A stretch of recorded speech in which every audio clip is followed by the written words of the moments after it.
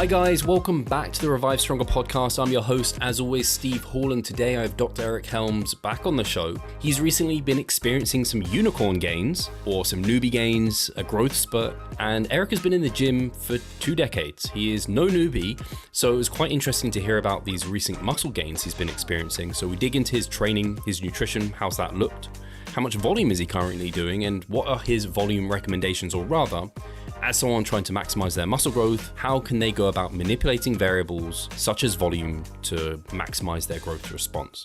We dig into that discussion quite a bit, and I think there's a lot of good take-homes before transitioning into a discussion surrounding the release of the Muscle and Strength Pyramids 3rd edition. There's 2 editions so far. The 3rd edition is going to come out later this year, and there are some really exciting updates that I think are going to give you the nuts and bolts to be able to program for yourself and clients. Those books come highly recommended from myself. I own both the 1st and 2nd edition. And guys, to keep bringing on amazing guests like Eric, please do make sure to share this over on Instagram, tag us both, make sure to let us know how you enjoyed the episode. Give us a review over on Spotify or whatever podcast platform you're on. That would be incredibly helpful. And if you're on YouTube, please do give us a comment, give us a like, or subscribe to the podcast. This allows us to continue to bring on amazing guests like Eric and potentially even bigger guests in future. So I appreciate you and your ears. Without further ado though, let's get into the show. So Eric, it was about 3 months ago since you were on the podcast. It was towards the end of last year. We were talking about your prep and becoming pro. Now you've been pro and you've been training like a pro for a while. So I definitely wanted to get an update on that. For people that want to hear about that backstory and everything, I think they definitely should, because that was a really cool podcast to hear about Eric Helms, the man, and like where you came from and your journey within bodybuilding. It's episode 393 for people who want to check it out. And since then, you've actually been documenting this. So there's been 6 vlogs that have come out over on the 3DMJ YouTubes, and Believe 2024, which is really, it's a cool name. And it's, as I've said to you before, Eric, like you're someone I look up to as a role model, not just for like your academic work and your communication of science, and as a bodybuilder too, and then as a coach. So it's cool seeing you kind of go through this. And then we've just been talking off air about how well it's all going, which I'm really pleased to hear about, and long may that continue. So yeah, I don't know if there's anything that comes immediately to mind when you've been thinking about your current kind of off-season or improvement phase that you want to chat about, or I have a few things that I just picked out that I'll prompt you with. Sure. Yeah. Well, first I'll say that as much of fan as you say you are, you're 2 episodes behind. So we're actually on episode 8 of Believe. Oh, is that what your fingers were for? I was like, yeah, oh no. Why did I think it was 6? Well, the last 2 came out just in the last couple of weeks. So you're a little behind. You got to catch up on the episodes. That's all right. You know, I'm not offended at all. No, in all seriousness, Steve, it's great to be back. And it was, I think, a bit longer than 3 months the last time we'd caught up. So it is a pleasure to be talking to you quarterly, at least now. It's good stuff. So no, I really appreciated you giving me the opportunity to talk through my history and how I got to here. And yeah, the commitment I made after turning pro last season and just the season I had was, let's go all in, you know, chips to the center and just see what we can do with this whole natural bodybuilding thing. And, you know, for me, as someone who's always been a dual sport, not even dual sport, but a physical culturist competing in multiple strength sports and bodybuilding, the biggest change has been just doing everything in my power to maximize my natural bodybuilding off season. It's a big shift in my training. I haven't done a barbell back squat since probably October, you know. So and I haven't done a competition style deadlift either since then. And my bench press, I'm you know, it's medium grip, minorly arched at best. And like yesterday, I think I did a set of like 30 on bench press. So it's definitely different. That was just for elbow tendonitis reasons, not because I'm, you know, because everyone needs to be training in the 30 rep range for bench, but I'm just old and doing a lot of volume and my elbow doesn't like it. But no, things have been going really well this offseason, Steve, to the point where it's confused me because I've been gaining weight faster than anticipated, and yeah, like reaching targets that I'm supposed to be hitting like 4 months from now in terms of body mass. But at the kind of body composition that is even a better case scenario than I thought I'd be getting to. So Brian, who has been coaching me, Brian Miner, described it as unicorn gains. So it's pretty good, I guess, you know. So Yeah, unicorn. That is. I thought maybe that was the latest episode. I remember hearing him say that, so I might have listened to episode 8 and noted it down as 6. Not doing my research kind of hosting skills no, very well at this point. no, you've just consumed 8 episodes, but it's so good. You're like, it's only 6. I need more. So now Yeah. you've redeemed yourself. I get it. Yeah. But it's really cool to hear. And it's actually interesting that a thought that comes to my mind. I've actually thought about this before in your off seasons prior to this one, why you haven't gone fully into bodybuilding. Is there anything you think was holding you back from doing that? No, it just wasn't my goal, to be honest. You know, I think from the very start, I have loved strength sport and bodybuilding, and I've really even loved the Tetris of trying to figure out what is the best way to achieve multiple goals simultaneously.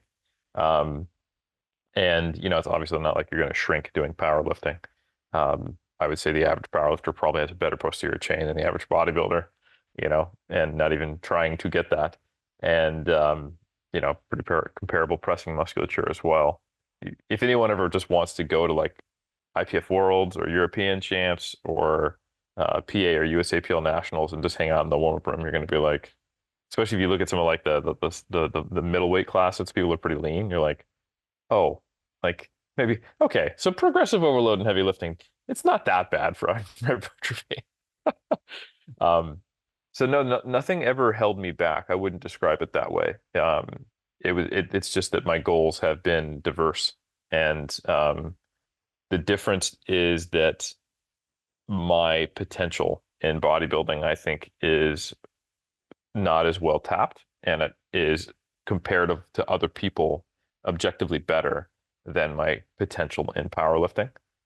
If I went all chips in on powerlifting and be like, yeah, I remember that time that Eric placed second in New Zealand Masters category nationals, and then he went and represented us at Oceania and placed sixth. That was cool, you know, and it would be cool, and like you know, I'm not certainly not like downplaying that as an accomplishment, but it's exciting to me as a competitive person to go, well, shoot, how do I do in the like the open, not Masters, WNBF Pro ranks at Worlds, and can I move up to, you know, placing top 5 and actually getting a medal at Worlds, and having that be not a like it's definitely a stretch goal. It's a challenge. It may not happen. It's exciting for that reason, but it's no one's going to be like this guy. Like, who does he think? Come on, bro. You know.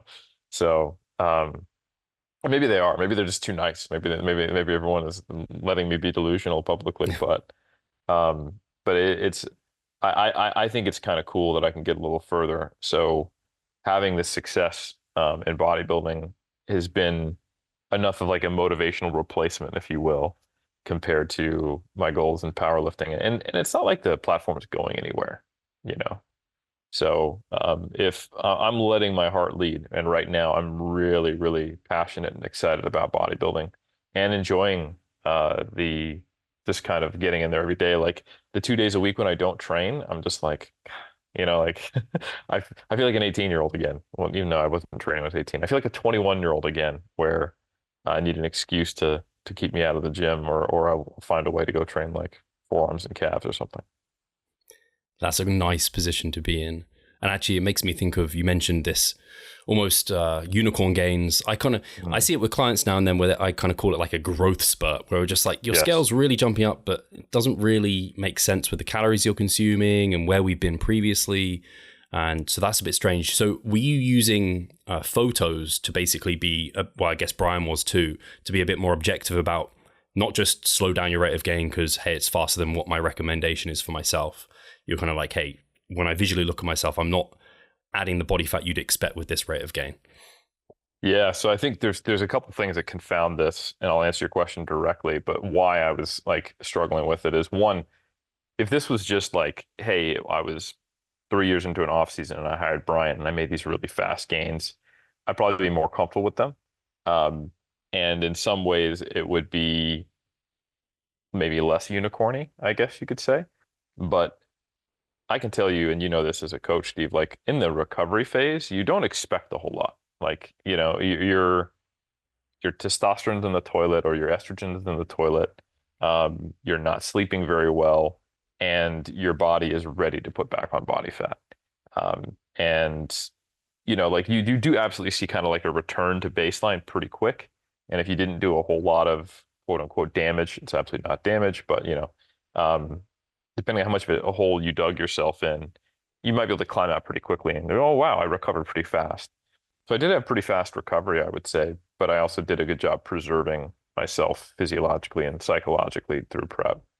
But yeah, and I put on a chunk of body fat, and I have definitely steadily gained some body fat, but the leanness level that I'm at, I was just starting to doubt my own eyes because I feel like I'm reasonably lean, because the body weight was going up too quickly. So I was really having to like scratch my head. And I have seen this with other people too. And I think if we all think back to our newbie phases, often before we understood calorie balance and we were just kind of doing our thing, we gained weight without necessarily going, let me set a surplus. Not everyone. I know some people get into this tracking macros from the start, but I think back when I first started lifting, I went from like 80 kilos to uh like 88 without really trying. And then it wasn't until I started force feeding when I noticed fat gain, So and I've seen this as a coach as well. And one of the things, if you dig into what is the energy content of tissue, it starts to make a little bit of sense, right? And we still don't have an answer to how costly is it to build muscle. We know it's an energetically expensive process. Like if you put someone in a deficit, we see muscle protein synthesis rates go down, right? So, and people have tried to estimate it. I've even been part of a paper where we tried to estimate it with Slater and colleagues, but it is an estimation. And I don't know how well representative it is, but ultimately, when you look at it, if you take a kilogram of fat tissue, adipose tissue, it's like somewhere between 10-15% water. The rest of it is, stored triglyceride. And that's like just under 8,000 calories, right? But if we look at a kilogram of lean tissue, it's only like 1,500, 1,400 calories. Like it's mostly water. And then the content that is there is protein, and it's much less energy dense than fat. So the thing I've noticed that when people are making really, really good gains, having a growth spurt or a novice, is the weight gain outpaces what should make sense as far as the size of the surplus. And it visually, it's much clearer than anything else. So the thing I've been doing is I've been sending Brian videos, and I've been taking videos, just not trusting myself, sort of, paying attention to my performance. And then something that I'm going to talk about on the next episode of Believe, Kai Homer, who is a master's student of mine, he did a case series for part of his master's that has ended up not being part of his master's that he's working on now and he's going to publish. But anyway, it's a peak week study, where he took bodybuilders and did a placebo-controlled peak week protocol where you either got like a flavor matched shake that was nothing or carbs on top of a low carb diet.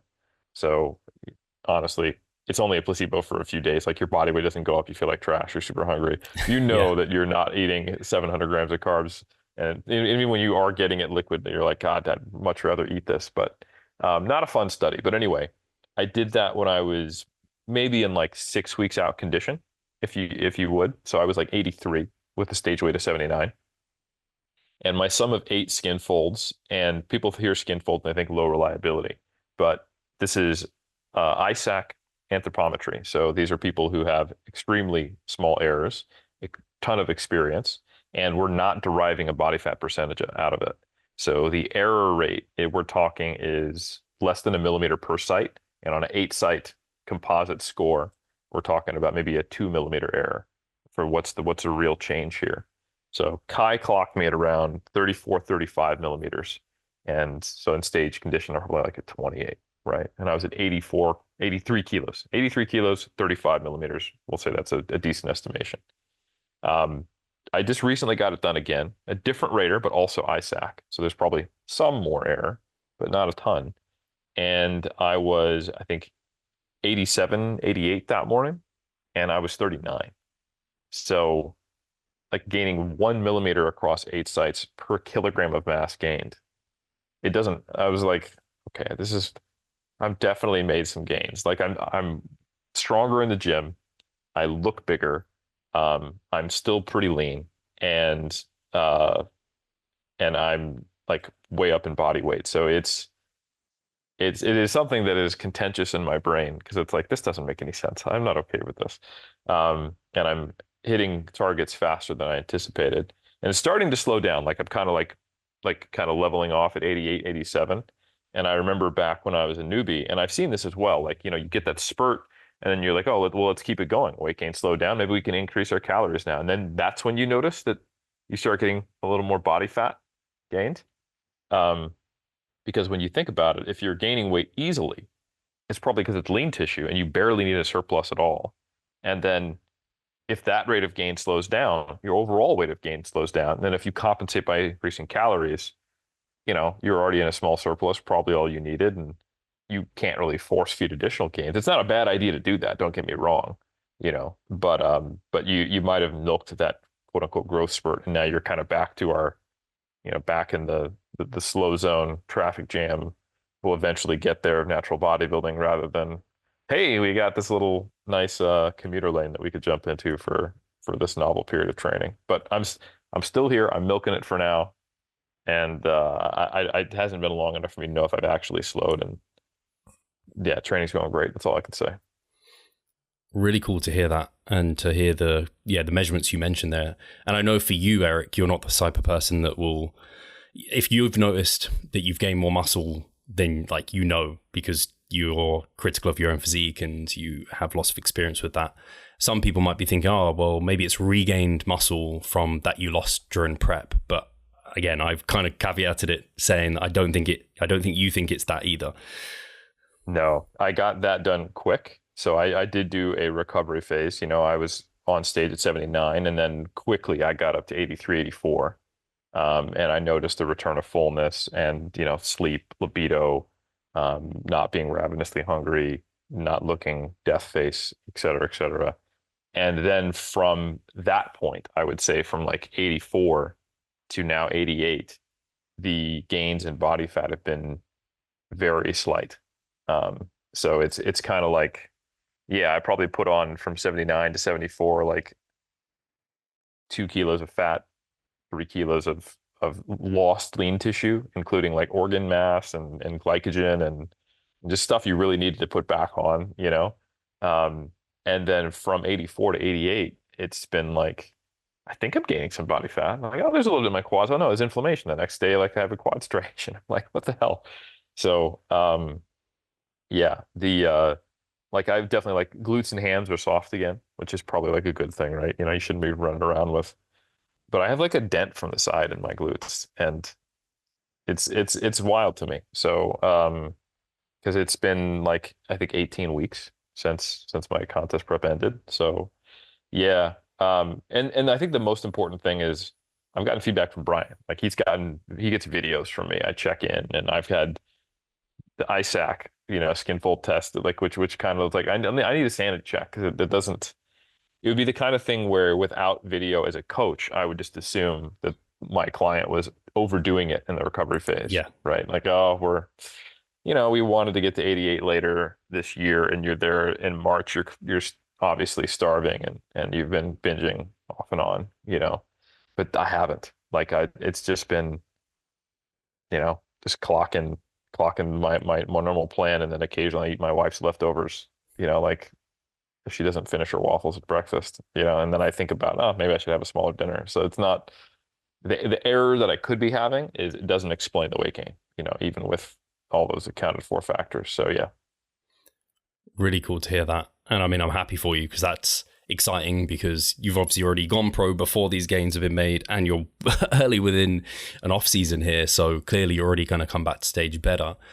I imagine part of why these gains have occurred has been this overall just extra focus towards bodybuilding, like specific, not doing any movements that like that stimulus to fatigue trade-off is poor. It's like, no, I'm doing a hack squat, not the barbell back squat because SFR's better. I maybe can do more volume through this through this exercise. Is there anything else you've changed with your training apart from like it's been more specific? Dude, it's like more harder and more specific. So we basically looked at like how much can we do, how much makes sense to do, how much based upon what I've been doing, and how much can we push it. So there are no RPEs that are under an 8 in my program. So it's all there are 11th, So like I do hit failure on certain isolation movements, and um, it was more of logistically, all right, I've got X number of time, and what can we fit in there? So I do antagonist paired sets on all my upper body movements. I even do like leg press hamstring curl, which I don't have an issue with. I don't find that impacts the performance in either one. Um, and there's only a few movements that I don't do like that. I'm doing typically 4 sets on most things, occasionally 5, and um, I'm yeah. So like the total volumes, depending upon how you count it, I'm in the like 20 to 30 range for most of my upper body. My arms, if you count indirect work, are in the like 35 to 40 set range, and my lower body's in like the 15 to 20 set range, except for my calves, which are at 9. We've just decided they are what they are, Um, and yeah, so these are not volumes I've never done, to be clear. And I do have pretty good recovery capacities because, like the the good thing about doing stuff with what you would describe as poor SFR, like if you're used to training 6 days a week, squatting 4 times, benching 5 times or 6 times in my case, and then deadlifting 3 times per week with top set and back off set, is you can handle a lot, you know? And I've gone through different phases of training from strongman to weightlifting.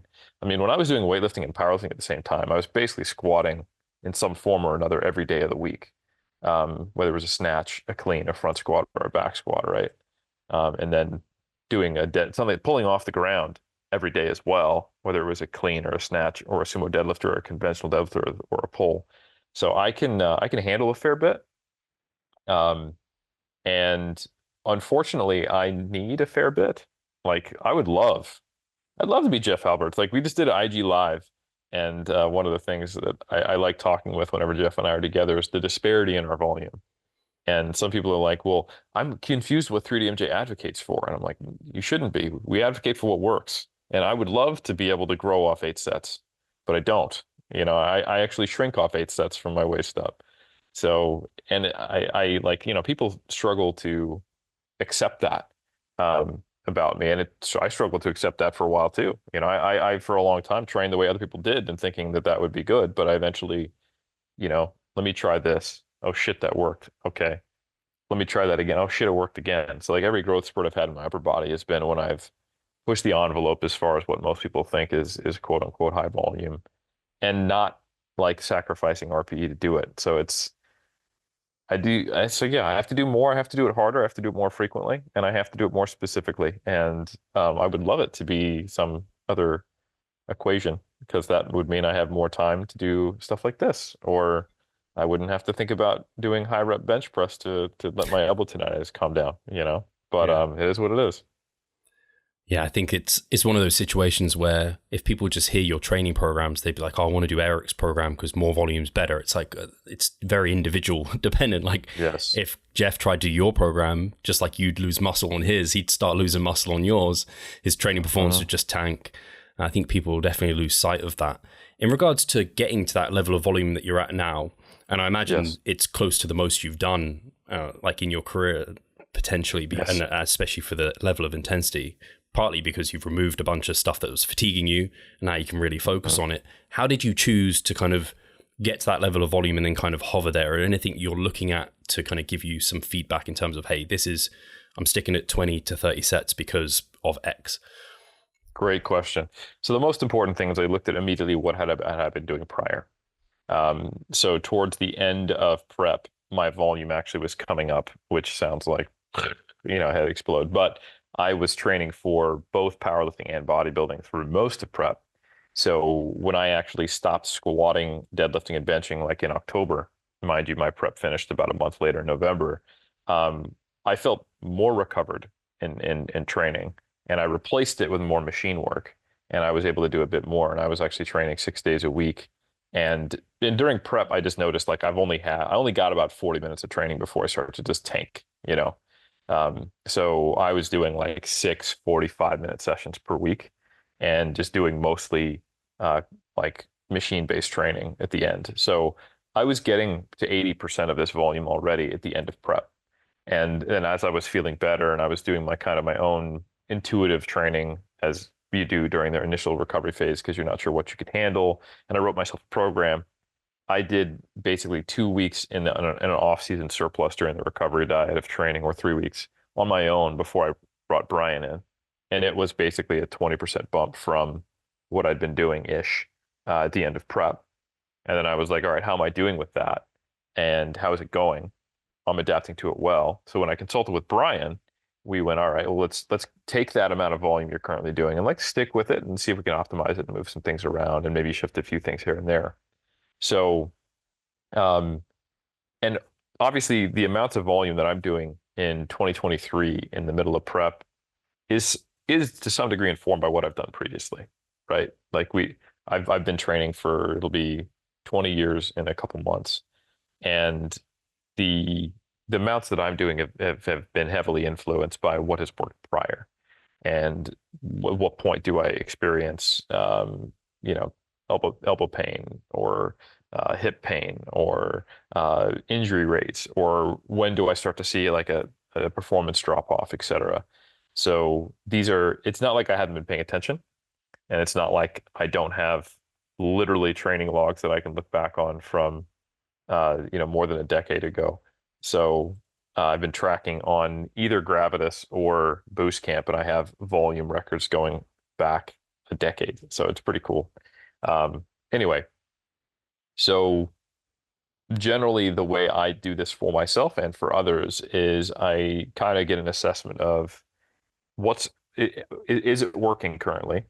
And then if it is or it isn't, then we make a decision, If it's not, we have to determine whether we're doing too much or too little, or not smart enough, or targeted enough, or well enough, or organized properly.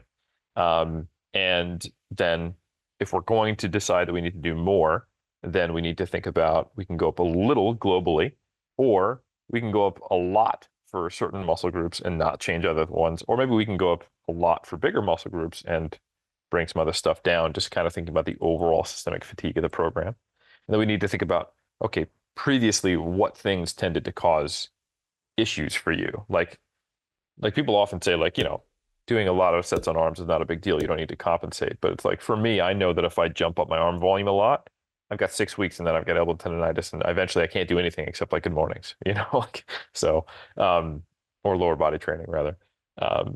So you have to be mindful of the experience the person has, which fortunately I have a decent amount of pushing it too far, because I've never been one to err on the side of too little, which is pros and cons, But and we probably got it maybe a little too aggressive out of the gates, because I got a minor hamstring strain that resolved itself within a week, But that was in like week 5 or 6 of the new program we wrote. And the ironic thing is my hamstrings are like, if you look at the volumes on my spreadsheet, the hamstrings have like 18 sets. It's nothing crazy. But I was doing, 12, so it's more than a 20% increase when you look at it in a relative sense. But yeah, like it's also, you're moving bigger loads. It's a more systemically fatiguing exercise. And RDL, you're training it heavy at a long muscle length under high load. So it's the kind of thing where, it's injury or overtraining is not just related to volume. It's not just related to proximity to failure. It's not, and it's also related to physiological state, et cetera. With 6 weeks, I was only 8 weeks postseason, so it is a bit of an art rather than a science. And you consider a lot of scientific factors, but ultimately, I think the biggest tools you have to dictate how much should you be doing is your prior experience, and then being willing to auto-regulate. So the first thing we did was, all right, do this for a week and then report back to me. And that's what I did with Brian. And I was like, this is extremely challenging, but I got through it. My performance improved the next week, and I didn't need a deload until I had been maybe 6, 7 weeks into the program, and it was told me by a hamstring strain. So yeah. That makes sense. It makes so much sense, again, to start where your history has kind of landed you. I think intuitively, like when you get into the gym, you kind of listen to your body and the feedback. You don't go kind of crazy too much. I mean, some people do, but then you quickly learn these lessons. And then I guess for a lot of people, they can use some of the literature. And I'm sure that's kind of a place you'd start if you have no background or data. I mean, you can look at some of the literature and be like, hey, let's start the lower end, see how we go with that. Yes. I don't know if this is a thought process you used to have, Eric, but it sounds like now you're at a point where it's like, hey, if I'm progressing and I can progress with more volume of work than less, then that could be a benefit. Like, hey, I'm doing more, still seeing progress, more volume, potentially more gains. I don't know if that is a thought process that changed from previously, where I don't know if you always thought if you're doing more and recovering from more, that would be more beneficial for hypertrophy or not. Yeah, I tend to think now that if you're seeing progress, you probably don't need to, because there are points where you increase volume and you get worse output, right? It is not like if you just go to Vegas and just bet, like based upon the literature and what I've seen, most of the time doing more volume is going to result in nothing happening except more time spent in the gym, right? If you take someone who's already progressing, most of the time. And the amount that you have to increase it before it just starts creating a scenario where it is similar growth, but maybe more frequent deloads, and you'd think, oh, okay, this is, or more frequent tendonitis, or just more frequent burnout. You're like, it's just not worth it, right? You know, we talk about a U-shaped curve, but it's kind of more like you start the normal, you start with the U, and then it's kind of like this long ass tail, and then it's more like this goofy looking L thing. But it like it's U-ish, but I think there's a huge like plateauing tail, and then eventually it dips down. Um, and it's not like a direct effect of more volume results in poorer rates of gain. I think what you're often looking at is more volume leads to earlier burnout, higher risks of injury. I mean, even if you don't think it's not volume causing injury, please don't at me barbell medicine. I love you guys. It's just like we count injuries per 1,000 hours. So if you double your volume, you've effectively doubled your exposure to things that can cause injury. And that's really difficult to debate that, right? So I think it's just, yes, if we look at data on like stuff by DeMoss and looking at, you know, even within subject designs, if you roll the dice, you go, yeah, there's a probability that increasing volume is going to increase gains, and it's more likely to either do nothing or have a chance at that than it is to harm you. But that's not what you do in the real world. And as a coach, there's been too many times where I've seen people, because we're getting this biased selection of people who are chomping at the bit to make gains. You know, the average bodybuilder who comes to you for coaching is exploring, and they're stuck, is exploring something or has explored things that might have been good at a certain dosage, and they've gone far and above that. You know, that's how we collectively were thinking we need to eat 2 grams per pound of protein 10 years ago. That's how we were, you know, collectively either in a camp where you're training twice a day or you're training past failure, you know, despite the fact that you're showing up at the Olympia with like 4 torn muscle groups, right?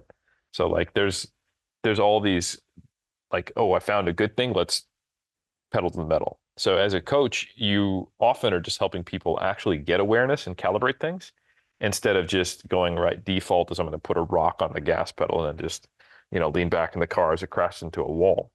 And I've been there, but the mark of an experienced bodybuilder is to actually get some awareness, to know when to push and pull, both in training and in nutrition. So, so many times we've had people come to us and reduce their volume and seen them progress. And that's not an indictment of our understanding of the relationship between volume and progress. It's a difference in population selection. You know, if you get a bunch of bodybuilders coming to you who are doing everything in their power to make gains, you're going to have a lot of people who are managed to actually find a way to overdo it, and pulling them back is going to get a better outcome. If you do a random sample of quote unquote resistance trained individuals and you bring them into the lab and you increase their volume, you're going to have a greater proportion of them who maybe weren't training hard enough to absolutely optimize everything. And and they probably won't even stick with that after they leave, even knowing that, because maybe it's not worth it. A 10% increase in gains for tripling your volume.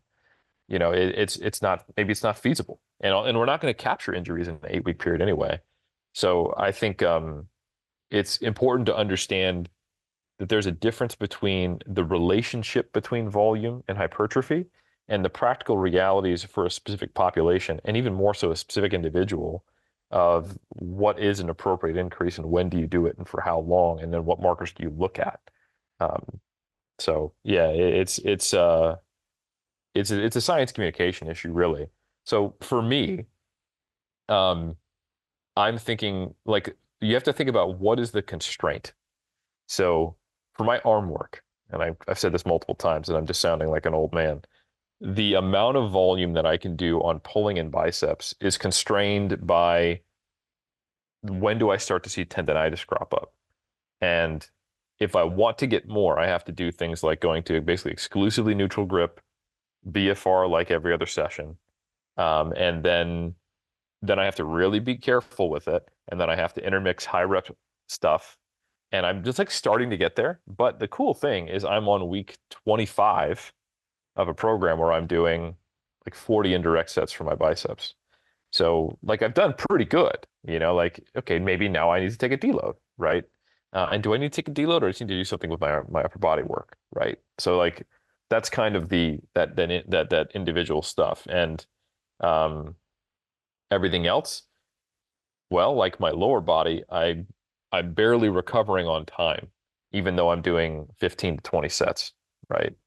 So I train lower body twice per week. I have trained with much higher frequencies, so I don't think this is just a repeated bout effect thing. Like, oh, well, if you just split the volume, put it over 3 days, I'm like, I think I'd still be barely recovering with the exercise selection I have at long muscle lengths, the volume, the rep ranges, and these RIRs, So I've made my lower body volume relatively saturated as far as, okay, I probably could do more, but then I'd be coming into each session a little more crippled. And I know how that goes. I've done this. Like eventually you just find like your whole shit gets run down and you start to compensate, and now your lower back is sore, and then you can barely walk, and like my step counts are getting messed up and I can't sleep well. Like so you start to see like, all right, what's the constraint? And for my okay, I got the elbow tendonitis here, or I have this crippling overall DOMS and soreness that I can fight through, but it's very, very mentally fatiguing. And now it's actually taking me longer to get through a training session, having to psych myself up more.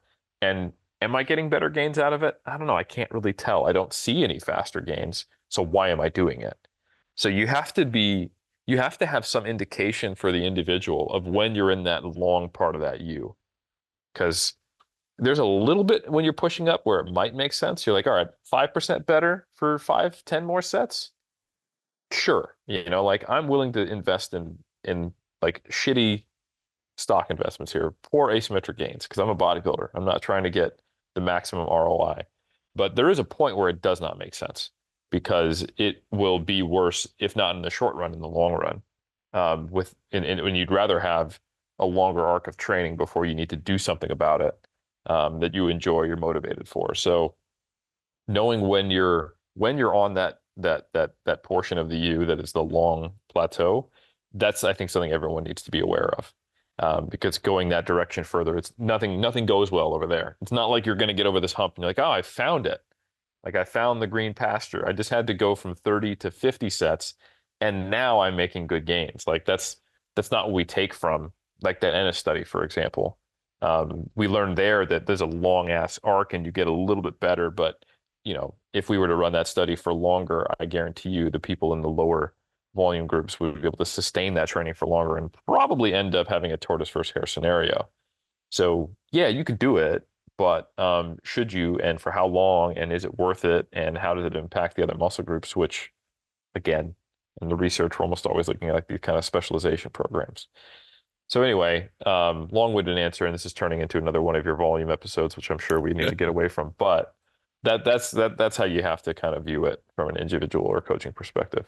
Do you not see the progress you would like? Are you sick of writing your own programs? Or perhaps you need some accountability in order to stick with a plan? Then it's time to start working with us. We at Revive Stronger offer a truly personalized coaching service. You'll get more than just an email with some macros or random cookie cutter program. With Revive Stronger, you will be the center of our attention. You will receive your own fully individualized training protocol alongside a customized nutritional strategy. We created the coaching around your needs, wants, personal preferences, and your own unique lifestyle. Every single week, we delve into your program in order to make appropriate adjustments so that we get the most out of your time and the best possible outcome. We help both female and male athletes to seriously change their body composition by adding more muscle mass and decreasing fat tissue. No matter if you're a competitive bodybuilder or just want to look better, if you need help with your progress and taking your physique to the next level, our coaching is for you. It's time to make a change. Sign up today and let's revive stronger. Oh, I really like your answer there because it's had a bit of a... I've shifted my perspective on some of my training and how I approach maybe a mesocycle where... And I was moving away from this for a while, but I think there's this approach where maybe you know you're going to deload in week 6. So you go through your mesocycle, you're in week 5 and you're like, right, I know I'm deloading next week, so let's add a bunch of volume to make sure that I absolutely need this deload. And I've much more got to this point where you mentioned, or I kind of over the first, like come out of that deload, you give yourself this intro week or what have you, and you build up to a point where it's like, hey, I feel like I'm generating really good stimulus here. I'm recovering just about on time. My performance is improving. Yeah, I could add more, but that might mean I have to deload in like 2 weeks versus I could run this for months potentially at this really kind of sweet spot, which I kind of term like maximal adaptive stimulus. I know Mike likes his maximal adaptive volume. I guess it could link to that somewhat, but I've kind of broadened stimulus there because like you said, there's so many parts of a program that come into it: exercise selection, volume, relative intensity. Yes. So it kind of all comes together and you can pull on more on some versus others.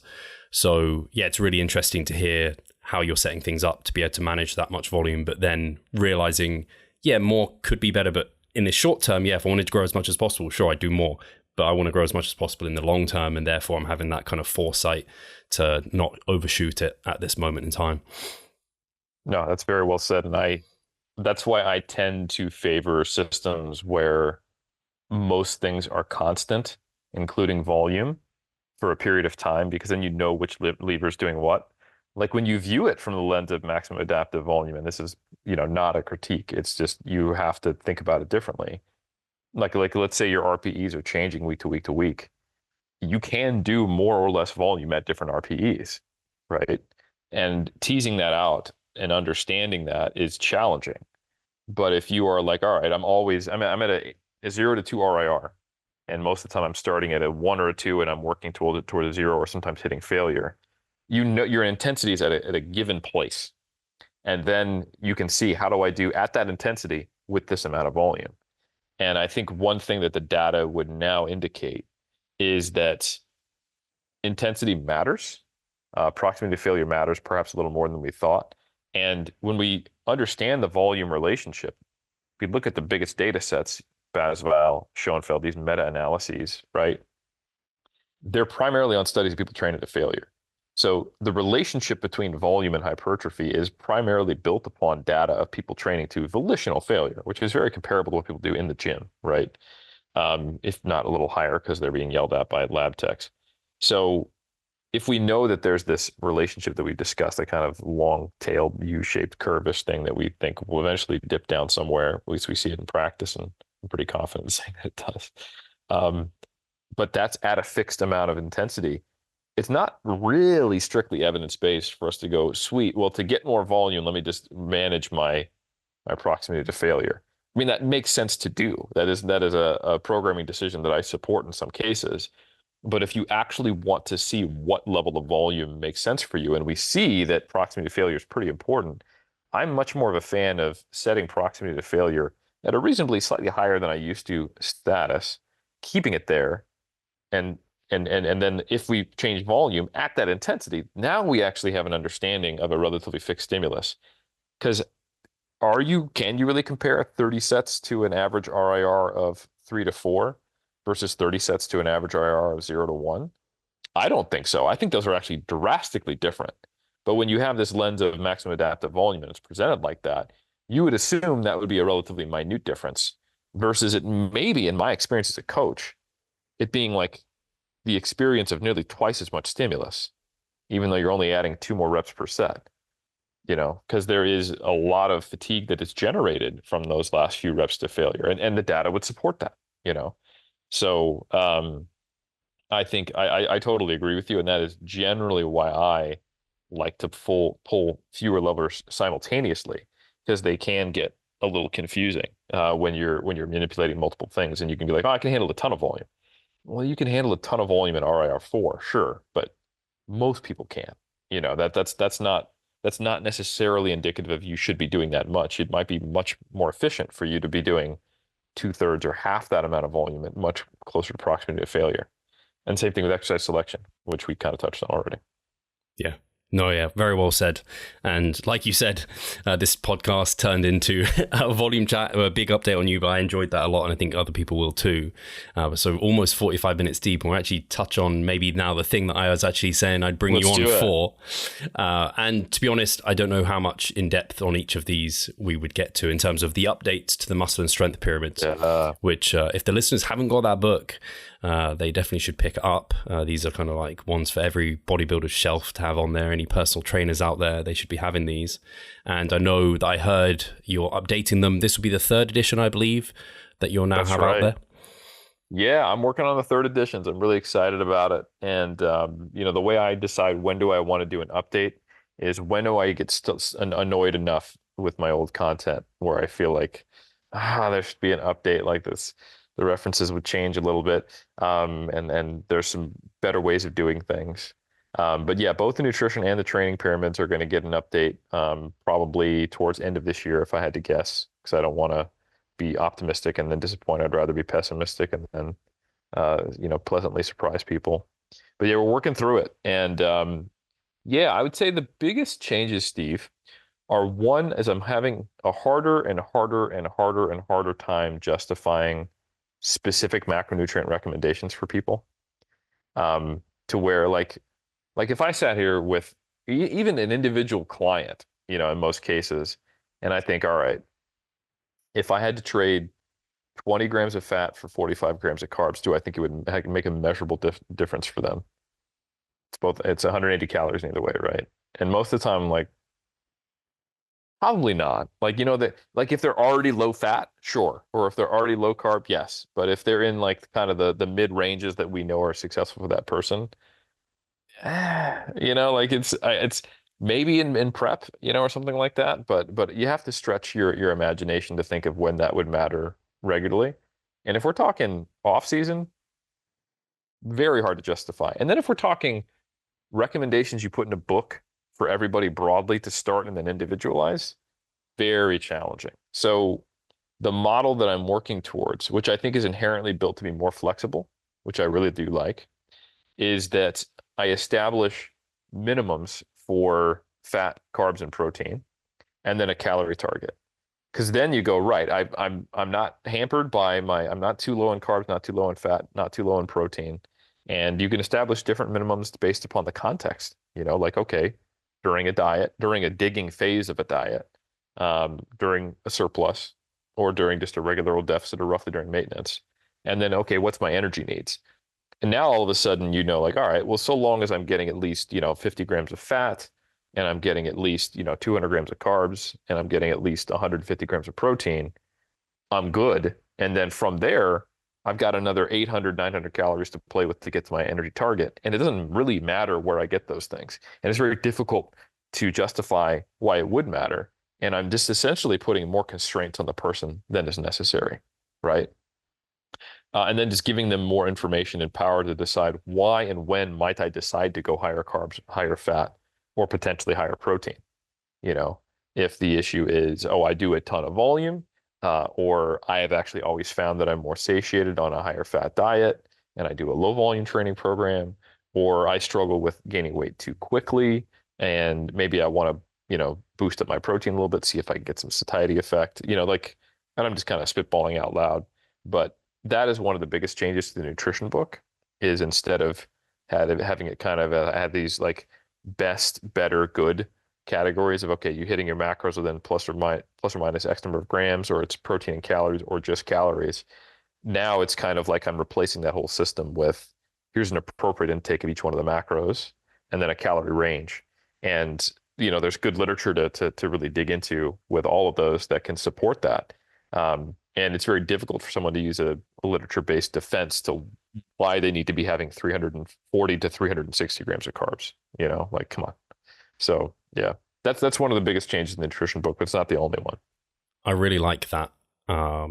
Just as I've got deeper into my bodybuilding career and realized that some small things that have not good data to back them up, and maybe they're just based on mechanistic rationale, and you're just like trying to hope you found like the golden bullet that's going to lead to, or the silver bullet that's going to lead to the better gains there, and you're on a path of superior anabolism with whatever approach you're taking. I just realized it just doesn't matter that much, especially when such approaches can end up causing more stress. And it's just like, hey, you've just screwed yourself. I know for a time I was very much in this like, hey, keep my fats as low as I kind of possibly can, hitting minimums, just get as many carbs in as possible. It's like, I think I ended up just making that more challenging, making my off season more challenging than it needed to be. And obviously there was like the mechanistic rationale of, insulin through carbohydrates, and that's going to be more anabolic or anti-catabolic, therefore anabolic. And like you said, I don't think there's good enough data and therefore reason to necessarily really push that hard. And Steve, you take a higher saturated fat, higher fat diet, lower carb approach, and you're actually going to boost your testosterone, and that's going to help you build more muscle. And I could sit here and argue with myself with mechanistic rationale to support either, proposal. But the reality is the data doesn't support either one. And you're 100% right. It's not considering the cost or even the potential benefit of giving someone more flexibility. Like, we have international clients, and I'm going to sit here and do you really know what is available to one of your clients in Malaysia? Is it reasonable to ask them to be on a low fat, high carb diet? Or what if they're in Croatia? Like, I think, what if while they're traveling, what if they have family and these preferences, or what if they've just noticed certain things about them? I think a stance that I have from my coaching experience, especially with more experienced athletes or clients in general, is that if I give them constraints and a clear target on things, it normally goes well for them to be able to operate in that. Like whenever you're working with a better client, a more experienced client, it is better to give them an outcome that you're trying to get to, a goal, a rationale, and then give them, hey, here's the things that you would modify this based upon. You give them information. With a novice, you'll just overwhelm them with that. So I think there's certainly a time and a place for giving more specific instructions, but then as the person gets more and more comfortable with that tool, you teach it to them as a tool, and then how would you use this? So I think that if the books are meant to be educational and you understand the role of the macronutrients and the way things work and what we do and don't know, now all of a sudden I can say, hey, you can adapt to your vacation. You can adapt to contest prep. You can adapt to the specific phase where you're trying to limit fat gain in a high volume training program. And it might look like what you described, Steve. But if you pin something down to, we have this mechanistic study that suggests this is better, now they're going to go, man, it would be much easier. Maybe even it might make more sense practically for me to, let my fats go up, but I can't do that because I gotta leverage this random study that I don't understand. So you want to implement constraints that give people flexibility and agency, not constraints that actually limit those things. And I think this is an example of how you do that. Yeah, I think that's so well said. And something actually, I know I want to get to more of the updates. Just one random thing that you may listen to this podcast I did with John Trommelin on the protein study that came out, where it's like, hey, there's seemingly no upper limit to the amount of protein you can eat in a single feeding and get that MPS response we want. He talked about the recommendations that have come out from some of the meta-analyses and being maybe lower than previously thought in terms of like, hey, that golden rule of 1 gram per pound. And he was like, hey, a lot of these studies are self-reported protein intakes, and people notoriously underreport how many calories they're eating. So maybe they're underreporting their protein. So he was I'd never heard about it before. So he was like, hey, I edge someone towards, especially a bodybuilder who's trying to maximize growth, I'd edge people towards a higher intake versus a low intake. I don't know if that brings around any thoughts or where you are with protein at the moment.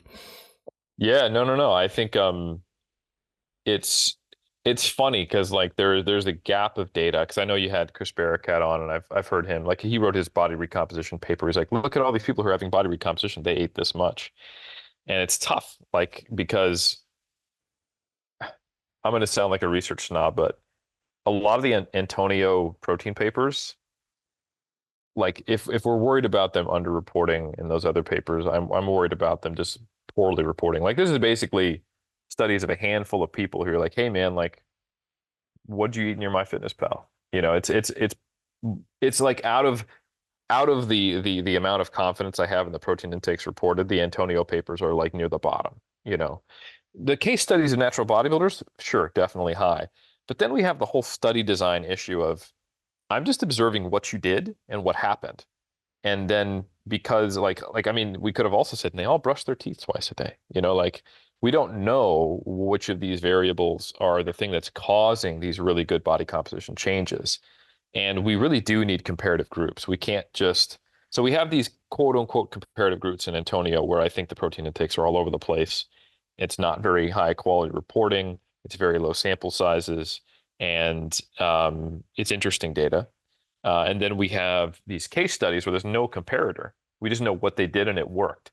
It's a complex intervention, no control group, no comparator or whatever. And then we have all these studies that are essentially comparing self-reported, but probably better confidence than I have than Antonio studies of low protein intakes versus high protein intakes, right? You know, you got Metler comparing like 2.3 to 1.2 or something like that, or Wahlberg like 1.6 to 0.8. You know, it's like, okay, so we shouldn't be purposely eating half the amount of protein that I do habitually because that's bad. So there is still this gap, the same gap that was there when I did my master's in 2013 of moderate to high comparisons. But I think it's really hard to justify like the high intakes just because we've seen people do it and have success. Like, yeah, I mean, you could see people even higher than that, like 2 grams per pound doing it and having success. But I think you're not going to get hurt by going too high in protein.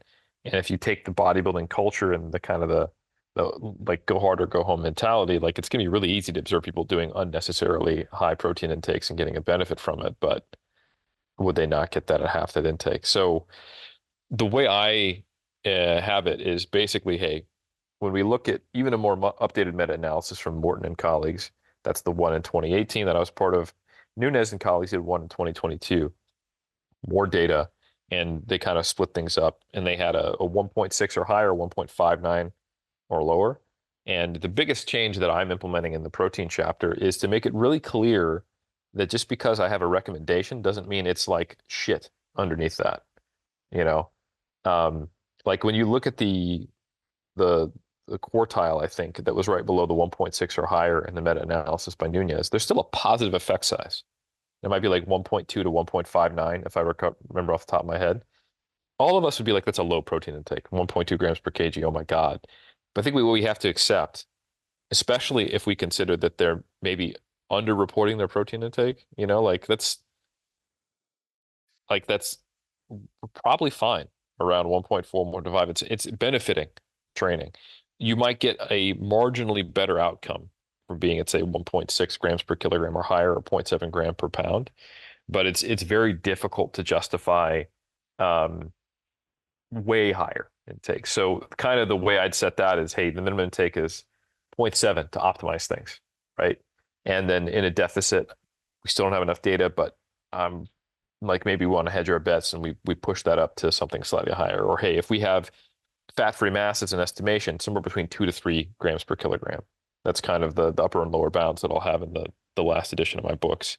And even that, like, you know, people will cite my systematic review on protein intake as proof that you benefit from a higher protein intake in a deficit. But actually, it's kind of a similar thing to the body recomp paper by Chris Barakat. I'm reporting, hey, here's the studies that we have where we had a deficit in relatively lean people while lifting weights. And here are the groups from those studies where the most lean mass was retained. And we've observed what their protein intakes were. And yes, they fell between 2.3 to 3.1 grams per kilogram of fat-free mass. Not necessarily we experimentally compared 2.3 to 3.1 versus something else to see that it was better. It is just not that quality of evidence. I can tell you that when we see better fat-free mass retention in studies that have tested this, That's the range that they intake. And in the absence of better information, I'm happy to hedge my bets and say that's probably a reasonable intake. And, just to make it a cleaner number, we'll go with 2 to 3 instead of 2.3 to 3.1 for the third edition of my books, for example. So that's kind of what I'm doing with protein. But some of the messaging, like the numbers really haven't changed when you think about other editions. But the messaging, I think, and this also comes up in the training book, is the difference between optimal, good, and like what's the minimum, the amount that you could do and get a benefit. Because it's not just competitive bodybuilders who read my books, And I've had people who've been like, I don't understand how people are making gains on these programs when they're not doing 10 to 20 sets and training at a 0 to 5 RIR with, this type of exercise selection and this frequency, Eric, because that's what your book say is optimal. I'm like, you don't know what optimal means, like, and most people don't, or they think they do, and they do if you actually ask them to define it on paper. But what their brain shortcuts to, their heuristic that they use is that's good and everything else is bad or doesn't work. Yeah. So I think I'm going to have a section in the volume, intensity, and frequency chapter where I go, listen, if you were to do, 1 to 4 sets per week, you would probably get stronger and bigger until the intermediate phase. Would it be as fast as if you did more sets? No. Would you notice the difference? Maybe, but it would almost max out your potential, So think about it. Like if you were a weekend warrior and you only got 2 to 3 sessions per week, you can train for an hour. You got 3 hours per week. This would be fantastic. Huge ROI, and I have to triple that to get a 10% increase on what you're doing. That might make sense for me. I'm getting on stage in a Speedo. You are not. So you don't have to do that, but you do think you have to. So helping people understand, like, where's that point where you can do enough to make any progress? Where's that point where you're getting the best return on investment, kind of the efficient, and then where's actually where you get the most? Because those are different people, and they're different times in an individual's career too. Because I think, there's a point during my PhD where I was like, I literally have too many constraints for me to be optimal, period. And I don't have the recovery capacity, even if I did have the time.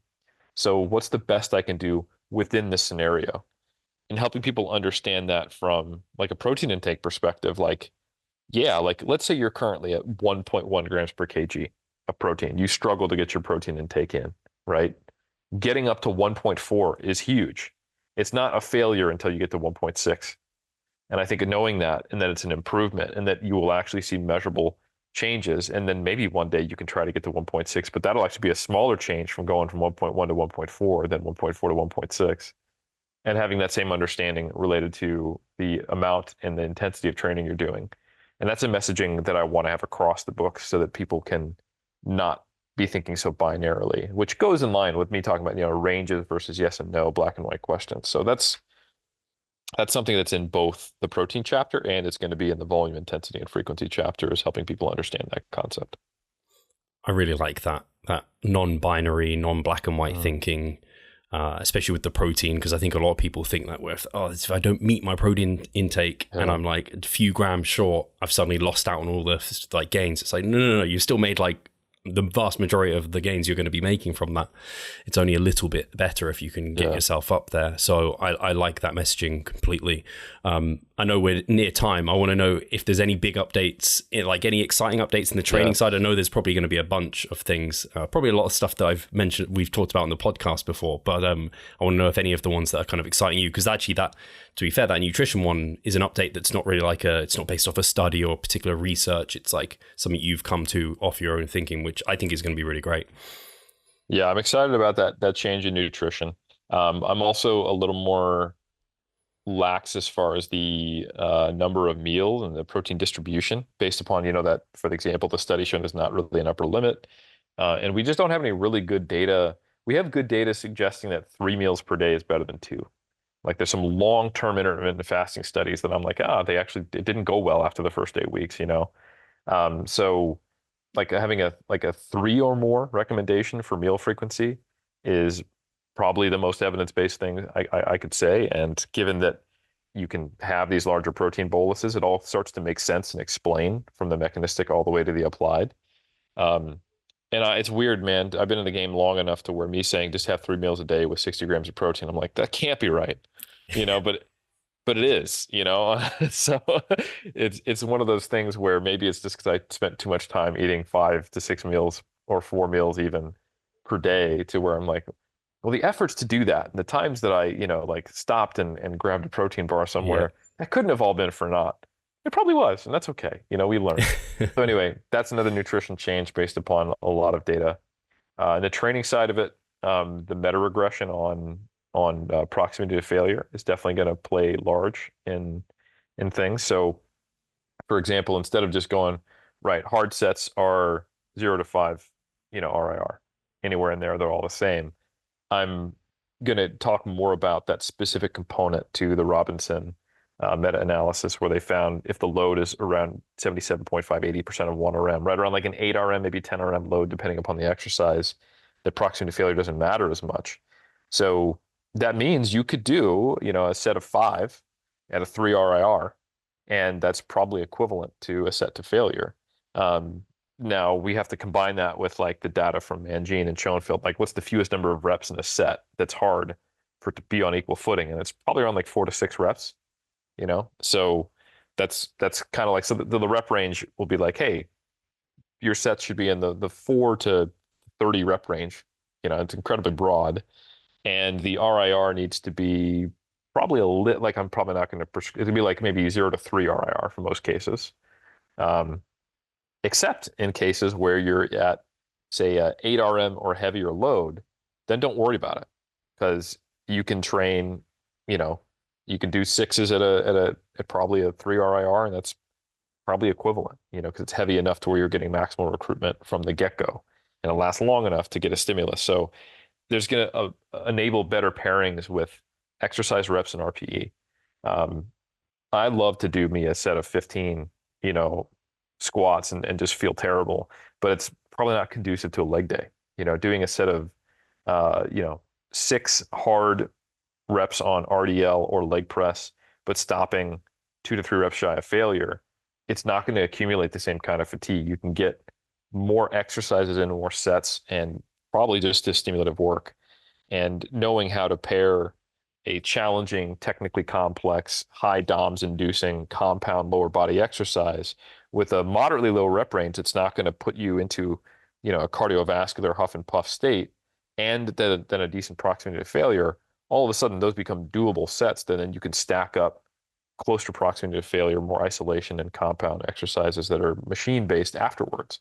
So that interplay, I think that meta-regression really paints a nice narrative for, I can link the data on load, I can link the data on RIR, I can link the data on exercise selection and the anecdotal experience, and paint a very clear picture on, here's the pairings of reps, sets, RIR, and proximity to RIR, proximity to failure, and load and rep range for a given exercise in a session.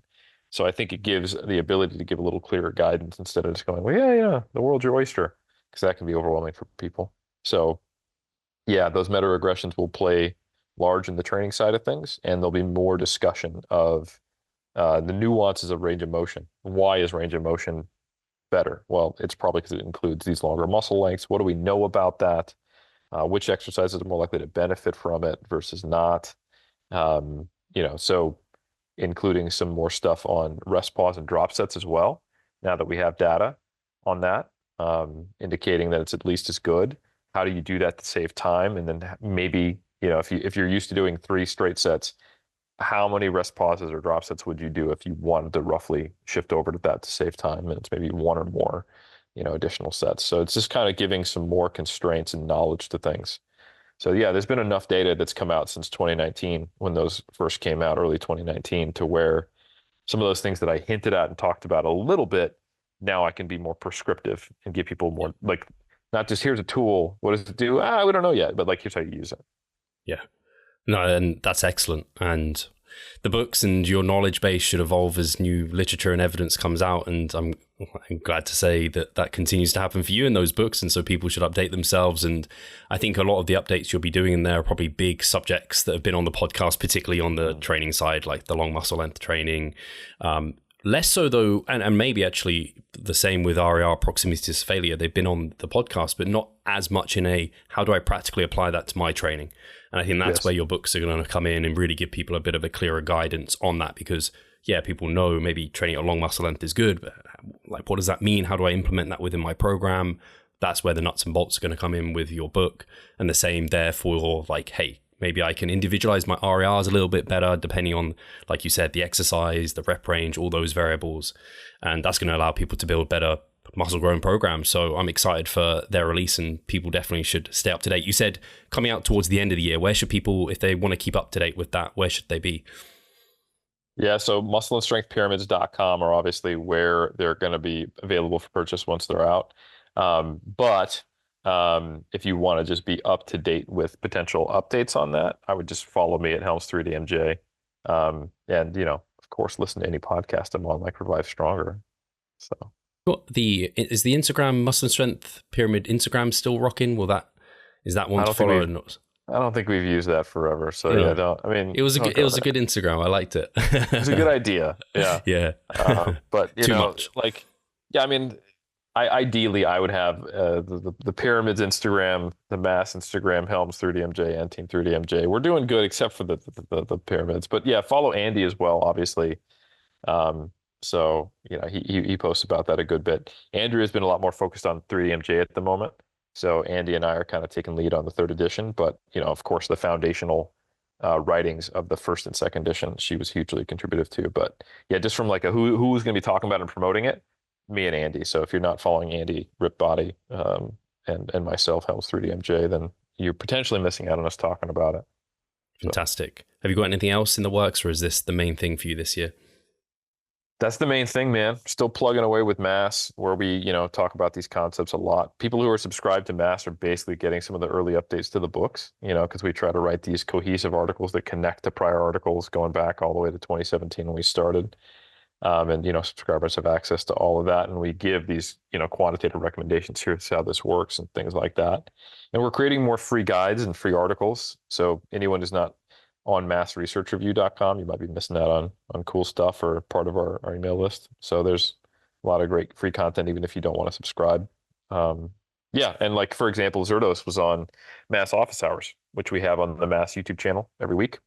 Trexler and one of the three of the other reviewers, we get on there and talk shop. Like, Zerdos went through all the data and how to practically apply rest, pause, and drop sets. Like nice. Last time he was on. So with, like, you know, visual aids and stuff if you want to follow on YouTube. So there's a lot of good practical information out there, but I like the way you said that people are aware of these things, but they don't necessarily know how to apply it. Like right now, people know about the hype of like the volume debate. They know about the hype of proximity to failure. They know about the hype of lengthened partials, and they see people arguing online, and they see, you know, Kasem making his 45th video attacking Milo Wolf or whatever. So they're like, oh shit, I'm aware of all this. But if you ask them, all right, well, how would you take all these concepts and what does the actual data say? Not what other people are saying about what other people are saying about the data.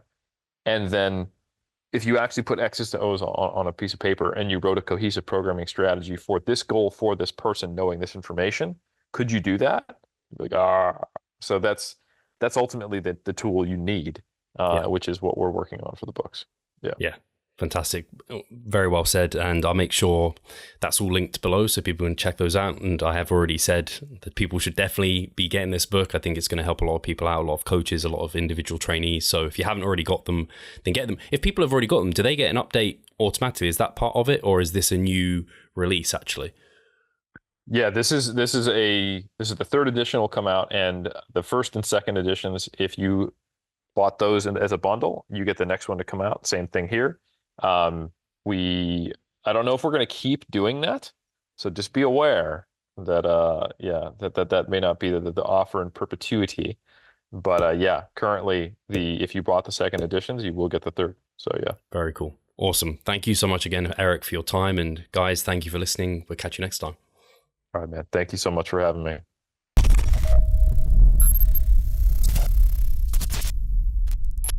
Losing weight fast while maintaining muscle mass.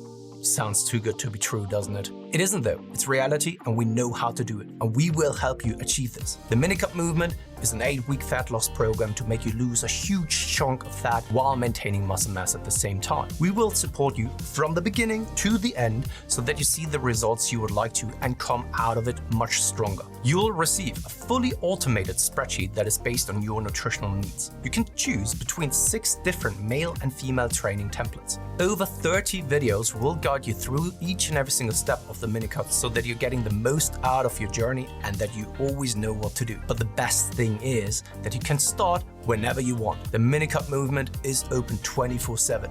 So if you want to learn more or you're ready to sign up, hit the link in the description below. So let's revive stronger together.